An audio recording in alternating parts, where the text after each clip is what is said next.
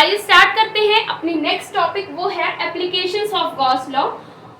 इसकी पहले के वीडियोस में जिसमें हम लोगों ने पढ़ा मैक्सवेल की इक्वेशंस क्या है, गॉस लॉ क्या है, इलेक्ट्रिक फ्लक्स क्या है, आप सभी प्लेलिस्ट में जाके उन सारी वीडियोस को देखें, तब आप इस वीडियो को अच्छे से समझ पाएंगे। आइए स्टार्ट करते हैं। Gauss law is always true but it is not applicable in all conditions. Gauss law बच्चों हमेशा सही है, लेकिन ये अप्लाई करने के लिए कुछ कंडीशंस को फॉलो करती है। आइए उन कंडीशंस को देखते हैं।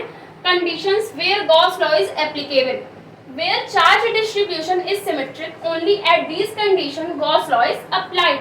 जहाँ पे चार्ज का डिस्ट्रीब्यूशन कैसा हो, सिमेट्रिक हो, वहीं पे गॉस लॉ अप्लाई की जाएगी। इसकी बच्चों ये नेसेसरी कंडीशन है। Steps involved to apply Gauss law, इसके कुछ स्टेप्स हैं गॉस लॉ को अप्लाई करने से। आइए देखते हैं। फर्स्ट स्टेप है हमारा select your target variable either E or Q. सबसे पहले आपको अपने वेरिएबल को टारगेट करना है कि आपको ई निकालना है या क्यू निकालना है। सेकेंड स्टेप है draw a Gaussian surface pill box cylindrical spherical which surrounds the charge source completely.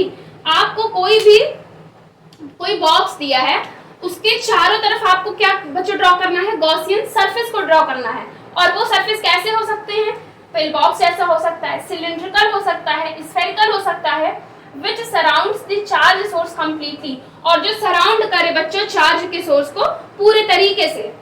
फिर इसका नेक्स्ट पॉइंट है Gaussian surface is an imaginary surface. जो गॉसियन सरफेस है बच्चों वो एक इमेजिनरी सरफेस होता है that surrounds the source completely, और जो सोर्स को पूरी तरीके से सराउंड करता है।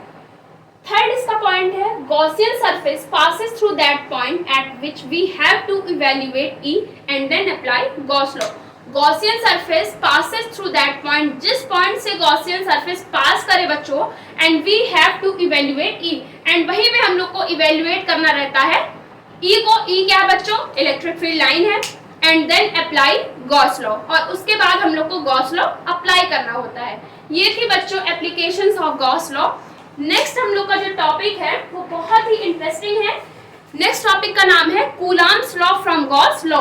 कूलॉम्स लॉ को हम गॉस लॉ के माध्यम से कैसे निकालते हैं, आइए देखते हैं। तब तक आप इसको नोट कर सकते हैं या फिर इसका स्क्रीनशॉट ले सकते हैं। कूलॉम्स लॉ को हम गॉस लॉ से कैसे निकालेंगे, आइए देखते हैं। सबसे पहले हम लोगों ने ड्रॉ किया स्फेरिकल गॉसियन सरफेस। ये था बच्चों, आपको दिख रहा होगा अच्छे से। ये था बच्चों एक चार्ज जो कि पॉजिटिव लिया, इसको मान लें हम लोग क्यू है। ये है पॉइंट पी, इसको हम लोगों ने कंसीडर किया है। एंड यहाँ पे जो चार्ज है वो है टेस्ट चार्ज, इसको नाम दिया हम लोगों ने क्यू नॉट। क्यू और क्यू नॉट के बीच में जो बच्चों डिस्टेंस है उसको हमने नाम दिया आर है। ये था बच्चों एक हम लोगों ने एलिमेंट्री पार्ट कंसीडर किया, उसको नाम दिया डीएस। एंड ये जो लाइन है ये इलेक्ट्रिक फील्ड लाइन है ई। तो हम कूलॉम्स लॉ कैसे निकालेंगे गॉस लॉ की सहायता से, आइए देखते हैं। सबसे पहले हम लोग को लिखना है गॉस लॉ क्या होती है, आइए देखते हैं। Using Gauss law,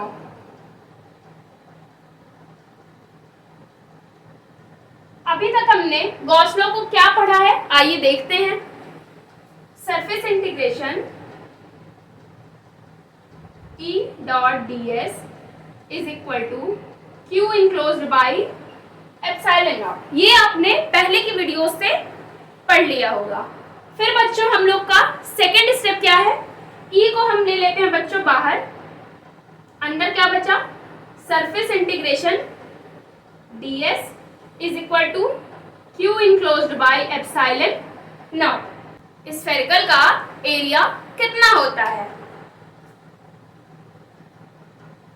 4 pi R square is equal to Q enclosed by epsilon not. जो बच्चों स्फेरिकल होता है, स्फेरिकल सिस्टम होता है, उनका जो एरिया होता है वो होता है 4 पाई आर स्क्वायर। अब हमारा नेक्स्ट स्टेप क्या है बच्चों, E की वैल्यू फाइंड करना।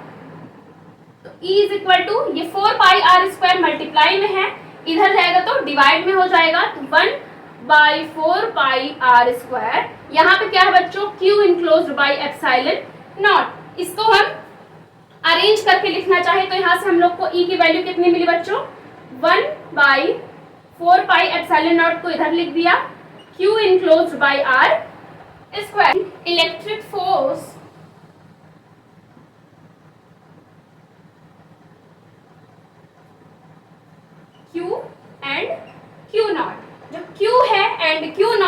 के बीच में जो इलेक्ट्रिक फोर्स है वो हम लोग को निकालना है।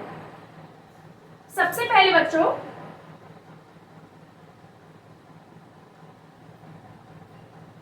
First of all place a test charge, place a test charge Q naught at point P।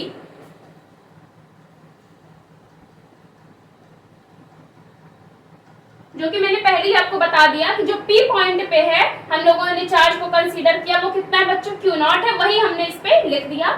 First of all place a test charge Q naught at point P, then use relation, then use relation. कौन सा relation use करेंगे हम देखते हैं बच्चों। हम लोगों ने पढ़ा है F is equal to Q naught E।